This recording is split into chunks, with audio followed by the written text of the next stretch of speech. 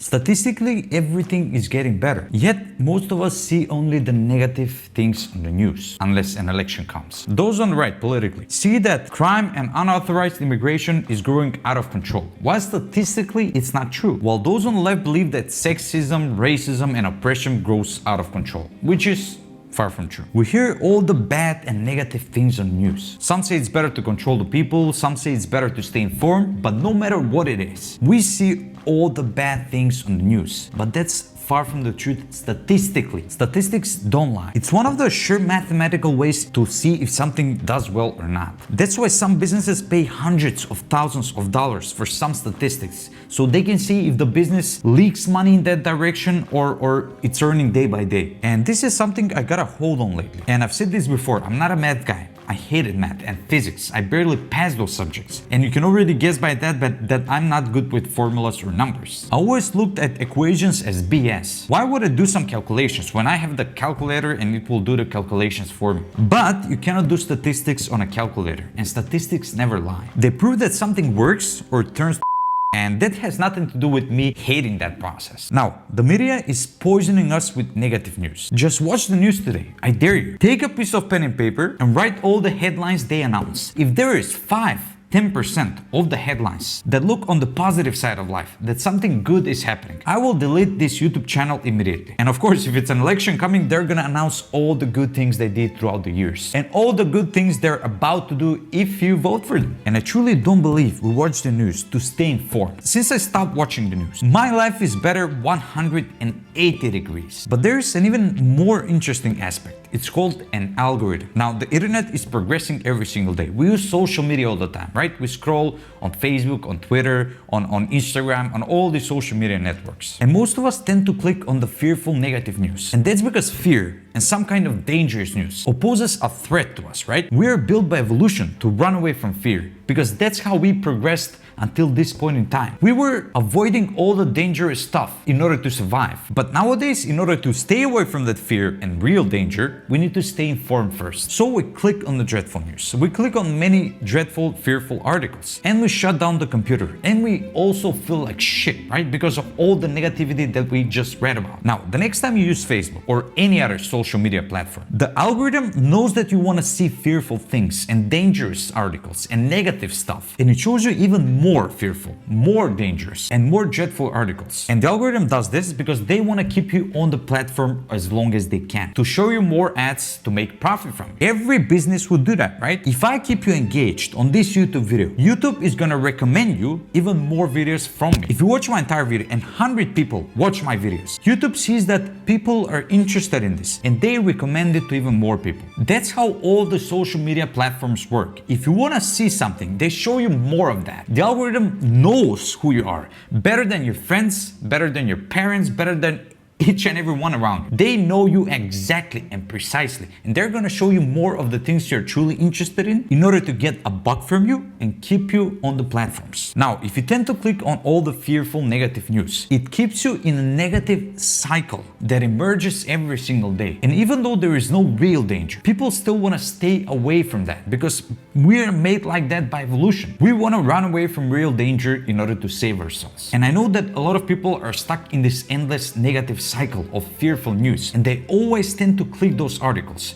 because they want to stay away from danger. That's how we are made by evolution. They want to survive, and in order to do that, they want to be informed of the real danger that's coming to them, even though there is none. Now, here comes the good news. The world is getting better all the time, statistically. Steven Pinker, a famous author on books on language, mind, and human nature, and also professor of psychology at Harvard University, did a TED Talk, and he shared incredible statistics showing that the world is drastically improving by the years, not going in every direction. Here are a few takeaways from his TED Talk. And I know statistics are boring. They're incredibly boring, at least for me. But once you hear this, you're gonna shook your head in awe, especially with the last one. They will shift your perspective to look on the positive side of life. In 2017, the world had 12 ongoing wars, 10,325 nuclear arms, 10% of the entire population in extreme poverty, and 60 autocracies. But those stats in 1988 were 23 ongoing wars, 60,000 nuclear arms, 37%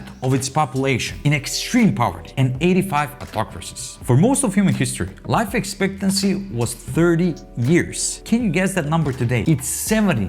In some countries, even more than 80 years. Just 250 years ago, 1/3 of the children in the world's richest countries did not live to see their 5th birthday. Today, less than 6% of the children in the world's poorest countries don't live to see their 5th birthday. Today, less than 10% of the world subsists in extreme poverty, but 200 years ago, 90% did. Over the last century, we've become 96% less likely to die in a car accident, 83% less likely to be killed on a sidewalk, 99% less likely to die in a plane crash, 95% less likely to be killed on a job, and 89% less likely to die from natural disaster. Before the 17th century, only 5% of Europeans could read and write, but now more than 90% of the entire population of the world can read and write before the age of 25. And I don't want to bore you with all the statistics, but the world is getting better all the time, and statistics never lie. They point out the truth about the given subject. And yes, bad things happen to individuals. Some people die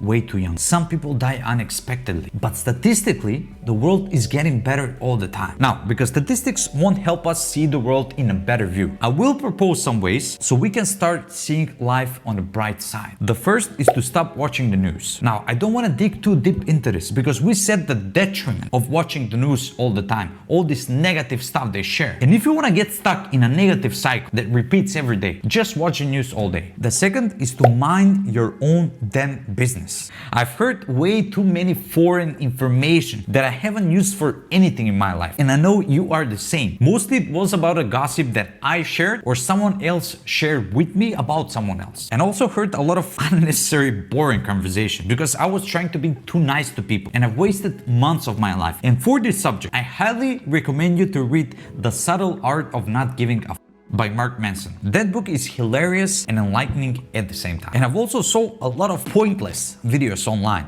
that didn't give me an inch of knowledge that I can use now in my real life. Now, it's okay to watch a couple of episodes on Netflix some days. It's okay to watch a couple of useless videos for the sake of entertainment. But if that's all we do all day and we avoid real work to watch entertaining stuff, then we are bound to misery. For this step to be fruitful, you need to take some precautions. The first thing you should do when someone is telling you BS about someone else that you're not interested in, cut the cord immediately. My friends and I have made it a habit. When we start speaking about a subject, for example, politics, that's only going to lead to negative statements and negative conversation, we say, okay, let's stop speaking about this. This is about politics. None of us is politician. We have no idea what's happening behind the curtains, what's really happening, and this conversation is only going to be negative. Let's stop speaking about that and change the subject immediately. And we do. The second thing we should do to mind our own business is to stop gossiping. Once you hear someone say negative things about someone else, or you say about someone else, cut the cords immediately, because that conversation is never gonna give you anything useful in life. I have made it a practice when someone else is telling me BS about someone else and talking negative stuff, I'm making uninterested face like this.